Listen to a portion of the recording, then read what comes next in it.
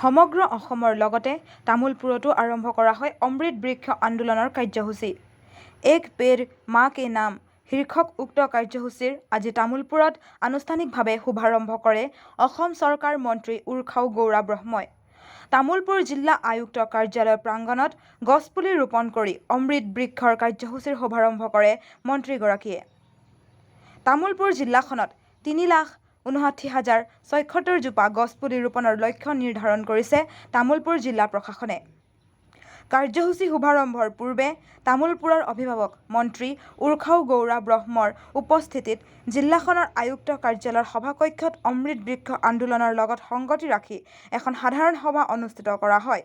সভাত জিলা আয়ুক্ত বিদ্যুৎ বিকাশ ভাগৱতী, তামোলপুৰৰ বিধায়ক জলেন দৈমাৰী, BTRৰ পাৰিষদ হেমন্ত কুমাৰ ৰাভাসহ বিভিন্ন বিভাগৰ বিষয়া কৰ্মচাৰীসকল তথা অঞ্চলটোৰ ভালেসংখ্যক ছাত্ৰ-ছাত্ৰী উপস্থিত থাকে।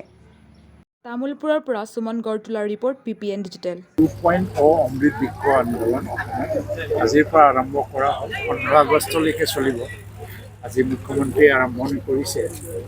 মই আজি তামোলপুৰৰ গাৰ্জেন মিনিষ্টাৰ হিচাপে বিভিন্ন কাম কাজ কৰিবৰ কাৰণে যোগদান কৰিবলৈ সুযোগ পাইছোঁ।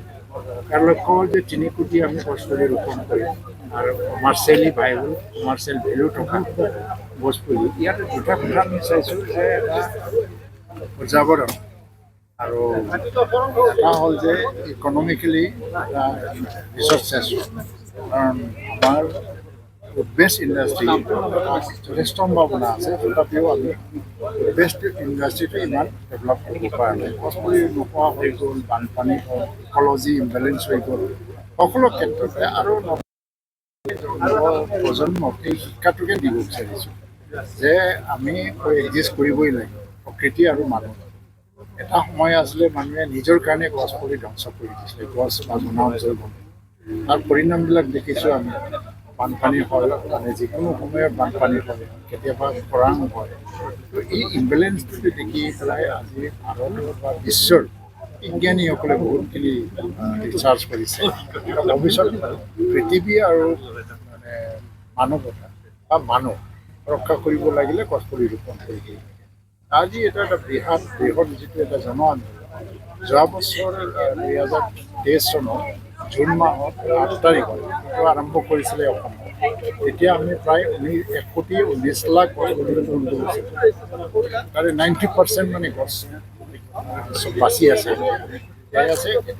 It is going to change the ecology and environment of the Assam. মানে অসমৰ পৰ্যাবৰণ, আবহাৱা, জলবায়ু পৰিৱৰ্তন পজিটিভ এটা চেঞ্জ আনিব গৈ আছে এই আন্দোলন।